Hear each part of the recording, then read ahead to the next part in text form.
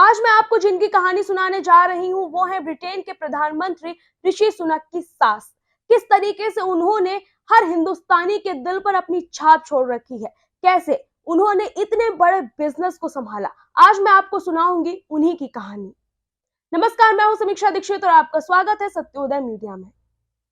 जिस वक्त ऋषि सुनक ब्रिटेन के प्रधानमंत्री बने उस वक्त हर हिंदुस्तानी का दिल गर्व से चौड़ा हो गया, क्योंकि जब एक भारतीय मूल का प्रधानमंत्री ब्रिटेन जाता है, वहां पर उनको प्रधानमंत्री का पद मिलता है, तो ये हर हिंदुस्तानी के लिए गर्व की बात होती है।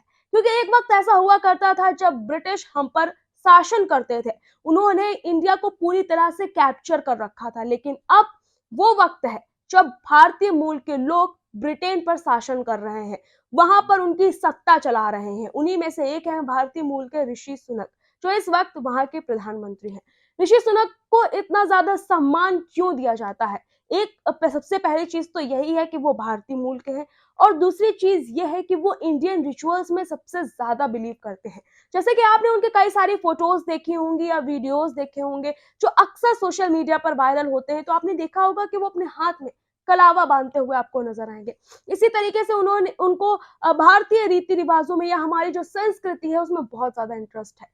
ऋषि सुनक, उनकी तो बात होती ही है, उनके परिवार की भी बात होती है, उनकी वाइफ की भी बात होती है, लेकिन उन्हीं से जुड़े सबसे ज्यादा अगर किसी की बात होती है तो वो है उनकी सास।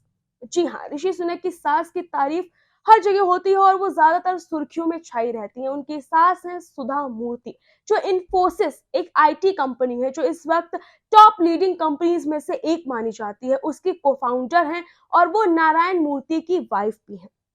एक वक्त ऐसा हुआ करता था कि जब सुधा मूर्ति काफी सिंपल फैमिली से वो आती हैं, उन्होंने इंजीनियरिंग की। उस वक्त उनकी फैमिली ने उनको इंजीनियरिंग करवाई जिस वक्त लड़कियों का बीटेक कराना ज्यादा अच्छा नहीं माना जाता था। लड़कियों के लिए एक सिक्योर जॉब नहीं मानी जाती थी, एक अच्छी नौकरी नहीं मानी जाती थी। क्योंकि बताया जाता है कि जब आप आईटी सेक्टर में जाते हैं तो वो बताती हैं, सुधा मूर्ति खुद ही बताती है कि उनको काफी दौड़ भाग करनी पड़ती थी। या जब वो पढ़ाई कर रही थी बीटेक की, तो वहां पर इंजीनियरिंग में गर्ल्स काफी कम हुआ करती थी, जिस वजह से लड़कियों को ज्यादातर लड़कों के साथ पढ़ना पड़ता था। तो उस वक्त उनकी फैमिली में ये सब चीजें इतनी अच्छी नहीं मानी जाती थी, लेकिन उनके फादर ने उन पर बिलीव किया और उनको इंजीनियरिंग करवाई। तो सुधा मूर्ति का नाम आपने अक्सर कहीं ना कहीं सुना होगा, और अभी हाल ही में उनको पद्म भूषण से नवाजा भी गया था, और वो एक सुपर बिजनेस वुमेन के नाम से भी जानी जाती हैं। इन्फोसिस एक वक्त था जब उसकी फाउंडेशन 10,000 रुपए से रखी गई थी, और आज इन्फोसिस की अगर हम सालाना टर्नओवर देखें तो उसका $18 बिलियन से भी ज्यादा का है। ये रिपोर्ट्स हर साल अपने फाइनेंशियल ईयर की रिपोर्ट इन्फोसिस निकालता है, तो ये रिपोर्ट 2022 की है जिसमें बताया गया कि इन्फोसिस का सालाना टर्नओवर $18.21 बिलियन का है। कहाँ एक वक्त ऐसा था जब सुधा मूर्ति और नारायण मूर्ति ने इन्फोसिस की शुरुआत की थी सिर्फ 10,000 रुपए से, और इस 10,000 रुपए की स्टोरी भी बड़ी ही दिलचस्प बताई जाती है। सुधा मूर्ति बताती है कि जब वो इंजीनियरिंग कर रही थी उसके बाद उनकी शादी कर दी गई, और वो नारायण मूर्ति के साथ रहती थी। एक हैप्पी फैमिली थी उनकी, लेकिन उनके पास ज्यादा उस वक्त पैसे नहीं हुआ करते थे, वो थोड़े थोड़े करके पैसे बचाती थी। तो एक वक्त ऐसा आया जब उनके पास कुछ 10,000 करीब 10,125 रुपए उन्होंने जोड़ लिए थे। वो बताती है कि उनकी माँ कहती थी कि ना वो गोल्ड में इन्वेस्ट करें, और ना ही किसी कार में, ना ही किसी स्कूटर में। अगर उनको इन्वेस्ट करना है तो वो अलग से अपनी सेविंग्स करती रहे, जिसके बारे में किसी को ना पता हो, क्योंकि इमरजेंसी आने पर वही पैसा उनके काम आएगा। और ठीक वैसा ही हुआ। उनके पति नारायण मूर्ति ने सुधा मूर्ति से ही वो 10,000 रुपए लिए थे और इन्फोसिस की नींव रखी थी। वहीं से आईटी की सबसे बड़ी कंपनियों में से एक माने जाने वाली इन्फोसिस की शुरुआत हुई थी। इसके अलावा सुधा से रिलेटेड कई सारे ऐसे किस्से हैं जो अक्सर सोशल मीडिया पर काफी वायरल हुआ करते हैं।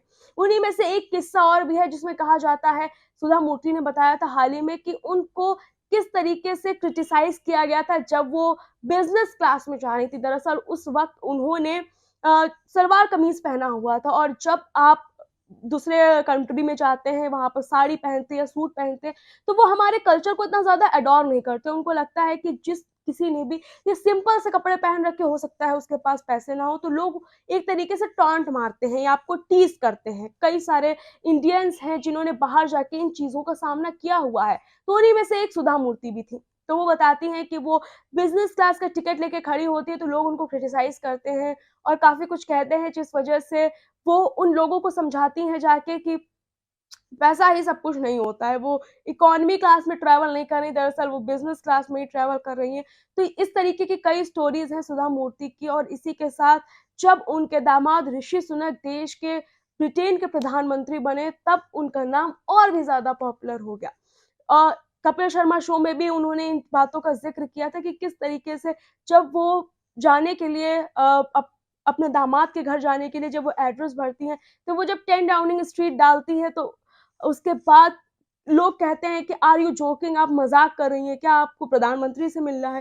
तो कई लोगों को नहीं पता है कि सुधा मूर्ति दरअसल ऋषि सुनक की सास है। इस तरीके के उनके कई और भी किस्से हैं, जैसे वो बताती हैं कि जब उनके बेटे का बर्थडे हुआ था, तो उनके बेटे ने उनसे 50,000 रुपए माँगे थे पार्टी करने के लिए। तो सुधा मूर्ति बताती हैं कि वो अपने बेटे को समझाती हैं कि 50,000 रुपए अगर वो पार्टी की जगह किसी वैल्यूएबल चीज़ में इन्वेस्ट करेंगे, जैसे उनके घर के जो नौकर हैं, उनकी हेल्प करेंगे या फिर इस तरीके की कोई हेल्प करेंगे, तो जिसकी वजह से वो लोग भी खुश हो सकेंगे, और मोरल वैल्यूज़ अपने बच्चों को सिखाना सबसे ज़्यादा ज़रूरी होता है। तो इस तरीके की कई स्पीचेस सुधा मूर्ति बताती रहती हैं, और आज के टाइम पे वो एक मोस्ट पावरफुल बिज़नेस वुमन के नाम पर जानी जाती हैं। तो सुधा मूर्ति के लाइफ़ से रिलेटेड ऐसे और भी किस्से हैं, जो अभी शब्दों में बयाँ करना बहुत ही मुश्किल है इतने कम समय में। तो हम ऐसी और भी स्टोरीज़ आपके लिए लेकर आते रहेंगे। तब तक के लिए नमस्कार।